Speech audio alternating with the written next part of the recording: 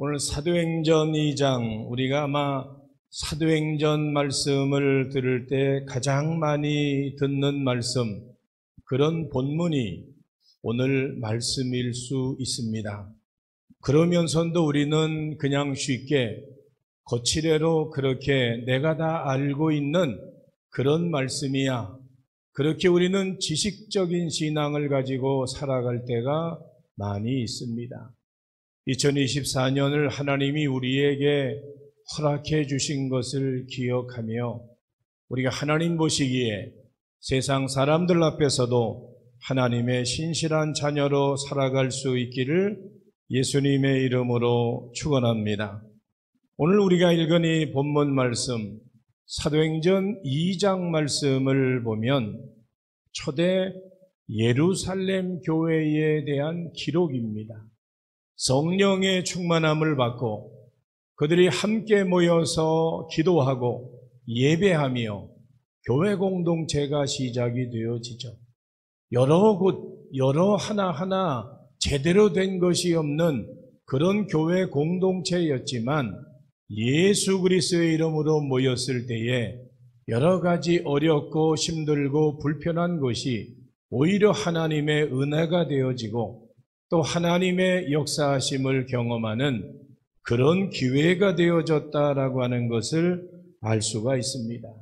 교회 학자들이 통계를 냈습니다. 전 세계에 완전한 교회가 있는가? 완전한 교회가 있나요, 없나요? 이 세상에 완전한 교회는 없다. 이 세상에 어떤 사람이 완전한 교회를 찾기를 원한다라고 한다면 당신 때문에 완전한 교회가 안 된다. 우리 사람은 세상을 살아가면서 연약한 존재들임을 우리가 오전의 말씀과 같이 죄악 가운데 살아가는 그런 인생들일 수밖에 없기 때문에 죄인이 모인 곳이 교회이기에 우리가 교회가 완전하다라고 이야기할 수 없고, 그래서 교회학자들은 그래도 괜찮은 교회, 그래도 본받을 만한 교회가 있다. 그것이 바로 초대교회이고 그것이 바로 예루살렘 교회이다라고 증거하고 있는 것을 보게 됩니다. 우리 교회가 이제 사도행전에 나오는 예루살렘 교회, 초대교회를 배우고 본받고 따라가는 교회와 성도 다 될 수 있기를 예수님의 이름으로 축원합니다. 오늘 이 사도행전의 말씀을 다시 한번 살펴보면서 우리도 초대교회를 배우고 본받고 따라가며 하나님 앞에 이 시대에 붙잡힌 바 되어지는 믿음의 삶을 살아갈 수 있기를 예수님의 이름으로 축원합니다. 첫 번째로 초대교회와 성도의 특징을 살펴보면 초대교회는 어떤 교회인가? 우리가 오늘 이 짧은 말씀을 통해서도 알 수가 있지만 초대교회는 열정 있는, 열심이 있는 그 열심을 뛰어넘어서 초대교회는 열정이 있는 교회이고 열심히 있는 성도들이 모인 곳이라고 하는 거죠. 그래서 초대교회의 특징을 따져보면 누구 하나, 한 사람도 빼놓지 아니하고 다 뜨거움과 열정과 헌신과 충성과 봉사의 마음을 가지고 있었다라고 하는 거예요. 그것이 교회의 성도가 많고 적음을 떠나서 그 교회가 하나 되어지고 열정과 뜨거움을 가지고 있다라고 한다면 하나님의 역사하심과 하나님의 일하심은 반드시 나타나게 되어 있는 것입니다. 만일 그리스도인들에게서 열심을 빼버린다라고 한다면 그것은 기름 없는 등불과 같은 거예요. 처음에는 빛을 비칠 수 있겠지만 그 밑에, 심지 밑에 기름이 없다고 한다면 이내 그 불빛은 다 사그러져 버리고 마는 거예요. 꺼져버리고 만다라고 하는 거죠. 열정과 뜨거움이 우리 모두의 신앙과 삶에 자리 잡고 있어야 되는 줄로 믿습니다. 여러분들 오늘 우리가 하나님 앞에서 오늘 우리가 껍데기만 있는 가식과 형식만 있는 모양만 있는 신앙생활을 한다라고 하는 것은 너무나 슬픈 가슴 아픈 일이고 그것은 너무나 하나님 보시기에 불쌍한 그런 인생일 수밖에 없다라고 하는 거죠. 그것은 실상은 살아있다고 이야기할 수 있지만 실상은 죽은 것과 다름이 없다라고 하는 거예요. 인간은 허수아비와 같은 그런 삶을 결코 살 수는 없는 겁니다. 예전에는 농촌에 이제 참새나 어떤 조류를 쫓기 위해서 허수아비를 사람 비슷하게 만들어 놓죠. 허수아비가 허수아비의 역할을 그래도 하죠. 그렇지만 요새는 참새들이 허수아비 위에 앉아 있어요. 우리 인간의 삶은 그렇게 어떤 허수아비와 같은 그런 삶이 아니라 모양만 있는 그러한 삶이 아니라 하나님을 기쁘시게 하는 하나님의 말씀을 부여잡고 따라가며 또 하나님의 영광을 위해서 살기를 원하는 그런 영적인 신앙의 모습을 반드시 가져야 되는 것입니다.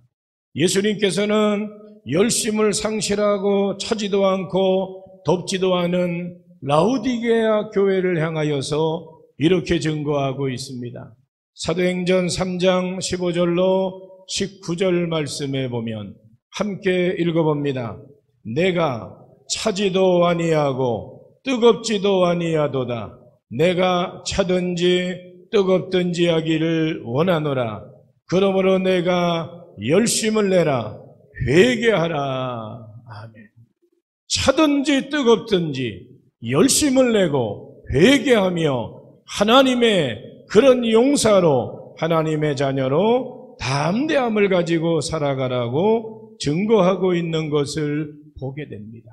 사도 바울은 로마 교회를 향하여서 아까 세미나에서도 그 말씀이 나왔지만 로마서 12장 11절 말씀에 보니까 함께 읽어봅니다. 부지런하여 게으르지 말고 열심을 품고 주를 섬기라. 아멘. 부지런하여 게으르지 말고 열심을 품고 주를 섬기라. 소망 중에 즐거워하며 환난 중에 참으며 성도들의 쓸 것을 대접하며 하나님의 기뻐하시는 뜻대로 살아가라고 하는 그러한 말씀을 보게 됩니다. 초대교회의 특징을 이야기하라고 한다면 열정과 뜨거움이 있는 교회였다라고 하는 거죠. 저들은 어떤 열심과 뜨거움이 있었는가? 사도행전 말씀해 보니까 저들은 모이기를 열심히 했다고 하는 거예요. 모이기를 열심히 했다. 저들은 열심히 모였다고 하는 사실을 사도행전 2장 말씀은 우리에게 가르쳐 주고 있습니다. 그리고 저들은 열심히 모이고 기도하기를 힘썼다고 말씀하고 있죠. 42절 말씀해 보니까 오로지 기도하기를 힘쓰니라. 그리고 저들은 하나님 앞에 이제 이웃을 위하여 성도를 위하여 헌금을 물질을 자기의 소유를 팔아서 나누어 줍니다. 45절 말씀해 보니까 재산과 소유를 팔아 각 사람의 필요를 따라 나누어 주었다. 마음을 같이하여 모이기를 힘썼다. 그리고 저들은 복음을 전함으로 구원받는 자를 날마다 더하게 하셨다라고 말씀하고 있습니다. 초대교회가 뜨겁게 열심히 했던 그런 영적인 신앙의 모습을 우리가 배우고 본받아서 2024년에 하나님의 기적과 은혜와 축복의 통로와 약속의 복을 받아 누릴 수 있기를 예수님의 이름으로 축원합니다. 하나님이 기뻐하시는 일에 더 열정과 열심을 가지고 최선을 다하는 한 해 되어질 수 있기를 예수님의 이름으로 축원합니다. 2024년을 우리가 살아가면서 신앙생활을 하면서 한 사람이 모든 일을 다 잘할 수 없습니다. 내가 모든 일을 다 잘할 수 없다고 하는 거예요. 하나님은 한 사람 한 사람 개개인에게 특별한 은사와 재능을 허락해 주셨습니다. 그래서 내가 하는 일도 귀하고 옆에 있는 이웃이 믿음의 지체가 하는 일도 귀하고 서로가 하는 일들이 다 귀하다고 하는 거죠. 예수님께서 내게 주신 사명과 재능과 달란트와 경험 등으로 하나님 나라와 영광을 위해서 우리 모두가 쓰임받아야 됩니다. 모두가 한쪽에서는 이쪽에서 저쪽에서 위에서 아래에서 옆에서 뒤에서 함께하는 모습이 되어질 때에 하나님이 교회 공동체를 통해서 함께 영광 받으시는 줄로 믿습니다. 초대교회가, 예루살렘 교회가 가난한 자가 있었나요? 없었나요? 있었죠. 분명하게 있었습니다. 왜요? 가지고 있는 재산을 가지고 있는 사람들이 팔아서 가난한 자들에게 나눠줬다. 각 사람에게 나눠줬다. 오늘 45절 말씀해 보니까 재산과 소를 팔아 각 사람의 필요를 따라 나눠주었다라고 말하니까 그때 당시에도 빈부귀천이 있는 거예요. 잘 사는 사람이 있고 좀 가난한 사람이 있는 거예요. 그것을 교회 공동체의 성도들이 하나가 되어져서 평균을 이루어가고 수평을 이루어가고 있다라고 하는 것을 분명하게 말씀하고 있는 것이죠. 그래서 이렇게 바로 작은 일에 충성하고 함께하는 모습을 가질 때에 칭찬 듣는 일꾼들이 될 수 있는 것이고, 그래서 하나님의 영광이 나타나는 교회가 되는 줄로 믿습니다. 초대교회와 같이 열정과 뜨거움과 열심을 가지고 하나님의 나라와 영광을 위하여 쓰임받는 믿음의 삶을 살아갈 수 있기를 예수님의 이름으로 축원합니다. 두 번째로 초대교회의 성도들의 특징이 무엇인가 하면 주로 하나 된 교회. 주님으로 교회는 하나가 되어졌고, 그리고 성도들은 마음이 하나가 되어졌습니다. 예수의 이름으로 하나가 되어졌다라고 하는 거죠. 예수의 이름으로 함께 모였다라고 하는 그런 사실을 말씀해 주고 있습니다. 오늘 46절 말씀해 보니까 날마다 마음을 같이 했다. 날마다 마음을 같이 했다.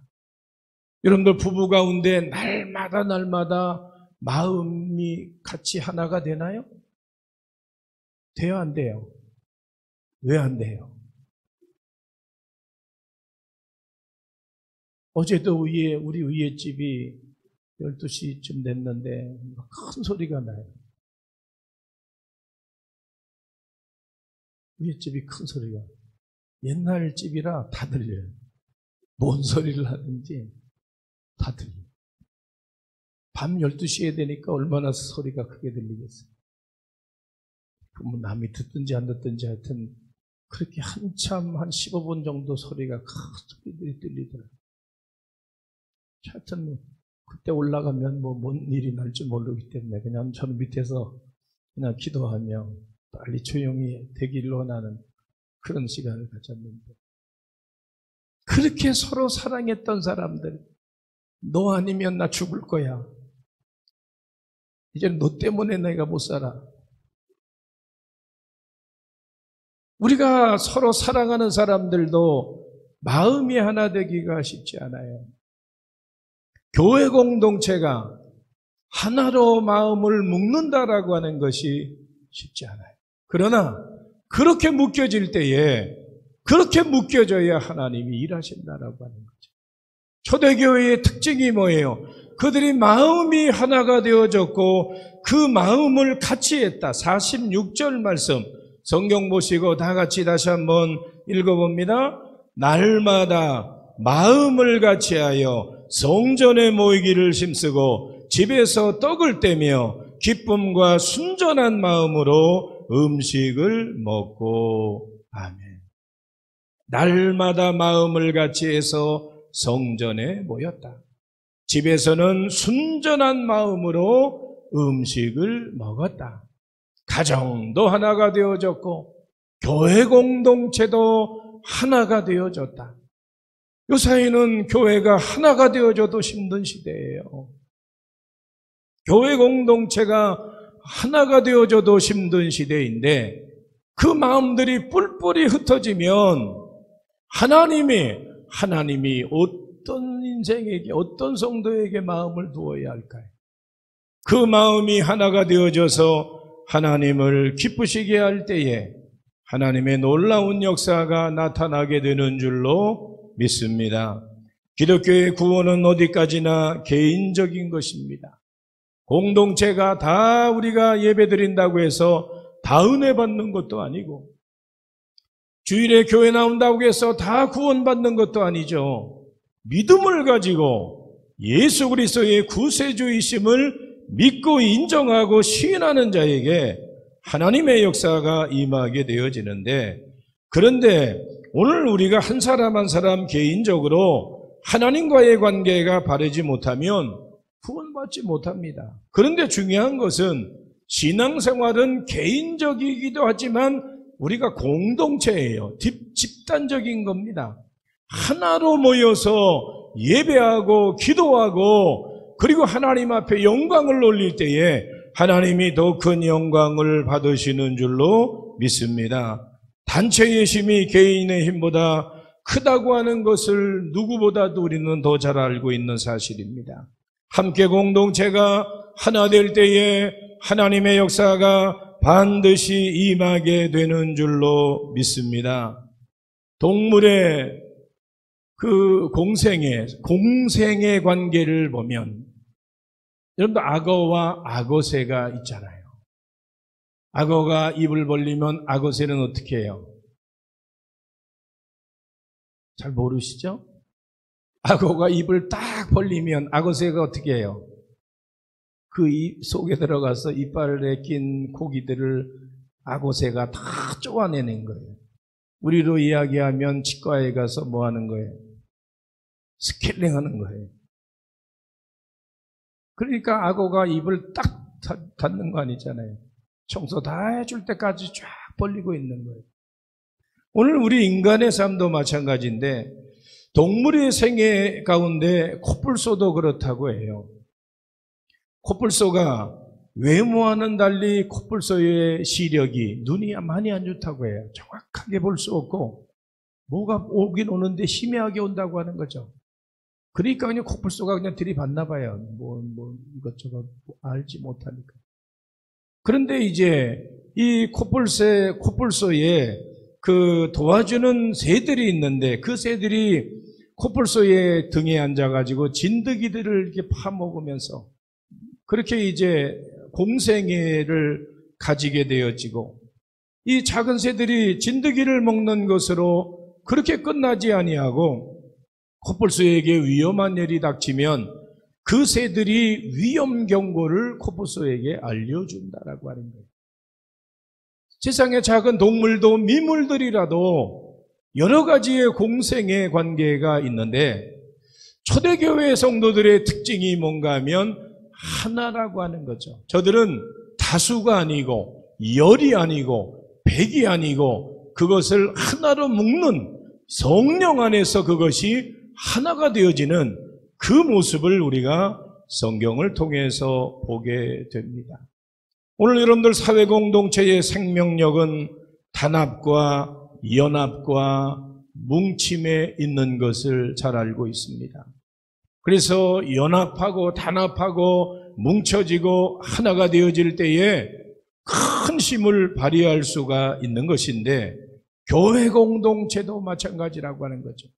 교회 공동체는 어떤 한 특정한 한 사람에 의해서 어떤 일들이 이루어지는 것이 아니라 우리가 다 교회의 구성원으로 하나가 되어져서 함께 협력할 때에 하나님의 놀라운 역사가 나타나게 되는 줄로 믿습니다. 힘이 합하여질 때에 큰 힘이 나오고 결국에는 승리의 결과가 나오게 됨을 믿습니다. 우리 교회도 일치된 힘을 가지고 변함없이 중단 없이 전도하고 선교할 때에 하나님의 놀라운 역사를 이루어갈 수 있는 줄로 믿습니다. 이번 단기 선교를 통해서 기도함으로 하나가 되어지고, 물질로 협력함으로 하나가 되어지고, 성령 안에서 하나가 되어지고, 하나님을 기쁘시게 하고 하나님의 영광을 위해서 최선을 다할 때 우리는 성숙한 신앙의 모습, 어찌 보면 신앙의 믿음의 한 단계를 더 우리는 성숙한 자의 모습으로 그렇게 올라갈 수 있는 것입니다. 우리 모두가 그리스도 예수 안에서 하나됨의 역사를 이루어가고 하나님을 영화롭게 하는 믿음의 삶을 살아갈 수 있기를 예수님의 이름으로 축원합니다.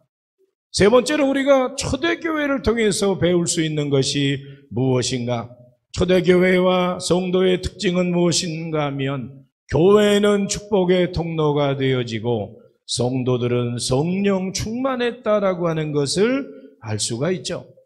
사람들은 교회를 외형적인 것을 가지고 판단할 때가 많이 있습니다. 그래서 그 교회에 몇 명 모이는가? 그 교회 땅이 얼마나 넓은가? 교회당의 건축, 그 교회 건물의 크기가 얼마는가? 여러 가지 많은 조건, 여러 가지 많은 것들을 우리가 생각하고 판단하는 경우들이 많이 있는데, 그러나 분명한 것은 아무리 성전이 크고 땅이 넓고 여러 편의시설이 있다고 할지라도 교회가 잘 조직이 되어 있고 많은 성도들이 모인다고 할지라도 교회 공동체가 하나 되지 못하고 하나님의 성령의 역사하심이 없다라고 한다면 그것은 큰 의미가 없다라고 하는 거죠. 오늘 본문에 등장하는 초대교회는 성령 충만한 교회였음을 분명하게 가르쳐 주고 있습니다. 그래서 오늘날 초대교회는 오늘날과 같이 현지적인 그런 시설이 없을지라도 그 교회는 크고 놀랍게 부흥했음을 바라보게 됩니다. 모든 생명은 뜨거움이 있을 때에 그 속에서 이제 왕성한 활동이 시작이 되어지죠. 겨울에 죽은 것 같은 나무들도 봄이 되어지고 지구의 온도가 올라가고 그리고 온도가 점점 상승해 가면 생명력이 약동하게 됩니다. 어찌 보면 영적인 것도 성령의 본질도 그와 같다라고 하는 사실을 알 수가 있는 것입니다. 초대교회는 성령의 능력으로 뜨거운 교회였고 그러므로 인하여 놀라운 역사가 나타났음을 바라보게 되어지죠.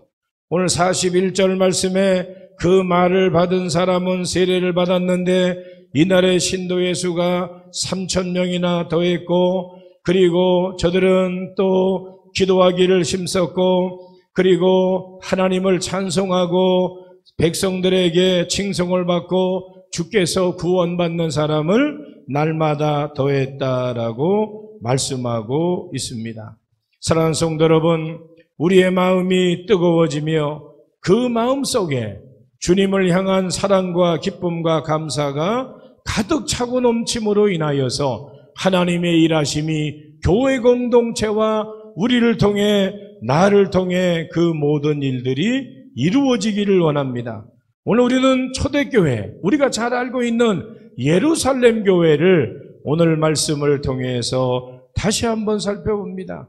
초대교회는 열정이 넘치는 교회였고 조화와 하나됨, 하모니를 이루어가는 교회였고 성령 충만한 교회였음을 바라보게 됩니다. 그래서 모든 교회들의 모범이 되는 교회였고 그리고 하나님의 살아계심을 친히 나타내 보여주고 있는 교회다라고 하는 그런 사실을 말씀을 통해서 보게 됩니다. 2024년 우리 교회도 초대 예루살렘 교회를 본받아서 하나님이 일하시고 하나님의 역사하심이 나타나고 하나님 앞에 더 큰 영광 돌리는 그래서 날마다 때마다 일마다 놀라운 하나님의 역사하심을 경험하고 더 큰 영광 돌리는 믿음의 삶을 살아갈 수 있기를 예수님의 이름으로 축원합니다.